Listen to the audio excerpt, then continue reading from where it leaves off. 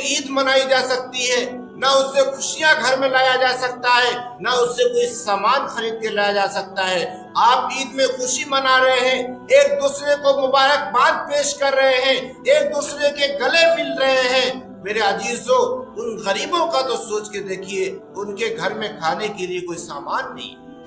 السلام علیکم میرے عزیز دوستو، آج آپ لوگوں کو رمضان المبارک کا دوسرا جمعہ مبارک ہو۔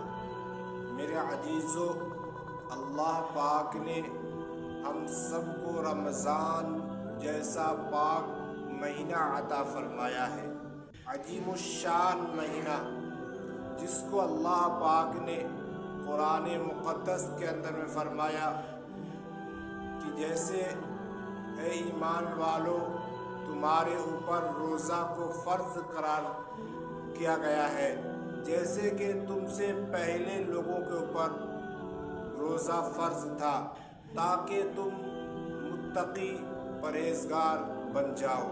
تو میرے عزیزو، ہم لوگ یہ جانتے ہیں کہ رمضان میں بہت ایسے ہمارے دوست و احباب ہیں جس کو یہ پتہ نہیں کہ رمضان ہمارے لیے کیوں آتا ہے۔ کیونکہ میرے عزیزو، رمضان کے معنی آتا ہے جلانا، یعنی انسان کے گناہوں کو جلا دیا جاتا ہے رمضان کے اندر میں۔ اللہ پاک جو ہے رمضان المبارک کا مہینہ اسی لیے دیا ہے تاکہ انسان اپنے گناہوں سے، اپنے برے اعمال سے، جھوٹ سے، چغلی سے، غیبت سے، حرام خوری سے، ہر برے افعال سے بچ سکے اور نیک کام کر سکے، اللہ کا شکر گزار بندہ بن سکتا ہے۔ تو میرے عزیزو، ہم لوگوں کو چاہیے، رمضان میں اللہ پاک نے ہمارے لیے کیا کیا چیزیں حلال رکھا ہے اور کیا کیا چیزیں حرام ہیں۔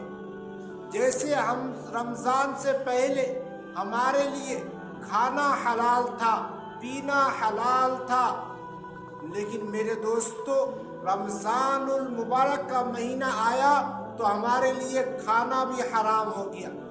ہم کھانا نہیں کھا سکتے۔ کیوں نہیں کھا سکتے؟ کہ ہم اللہ کی اطاعت اور اس کی فرما برداری کے لیے ہم نے روزہ رکھا ہے۔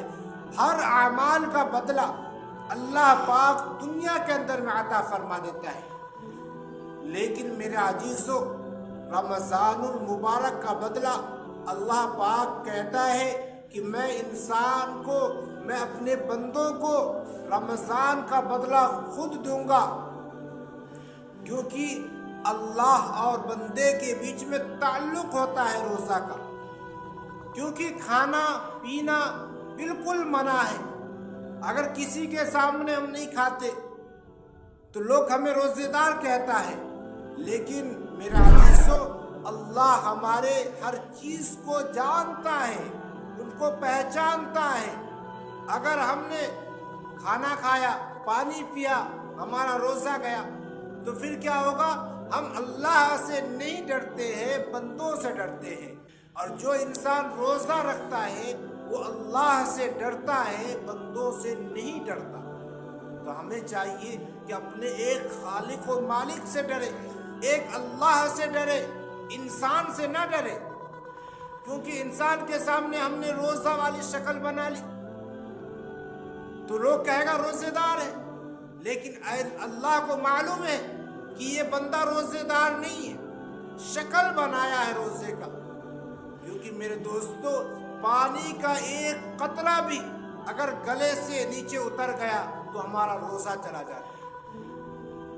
تو روزہ کا تعلق اللہ سے ہے، اور انسان کو چاہیے روزہ رکھ کے انسان کے ایک نفس کے اوپر کنٹرول حاصل ہوتا ہے۔ اللہ کے نبی صلی اللہ علیہ وسلم نے ایک مرتبہ ارشاد فرمایا ایک صحابی رسول سے، کہا کہ نکاح کر لو۔ تو صحابی رسول نے کہا کہ اللہ کے نبی، میرے پاس کوئی اتنا مال و دولت نہیں ہے، میں بیوی کا خرچہ نہیں چلا سکتا، میں نہیں دے سکتا، تو میں شادی کیسے کروں؟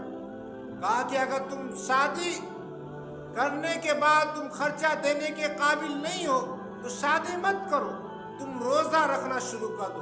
کہا اس سے کیا فائدہ ہوگا؟ کہا کہ اس سے تمہارے نفس کے اوپر کنٹرول آئے گا، تم غلط کاموں سے بچ جاؤ گے۔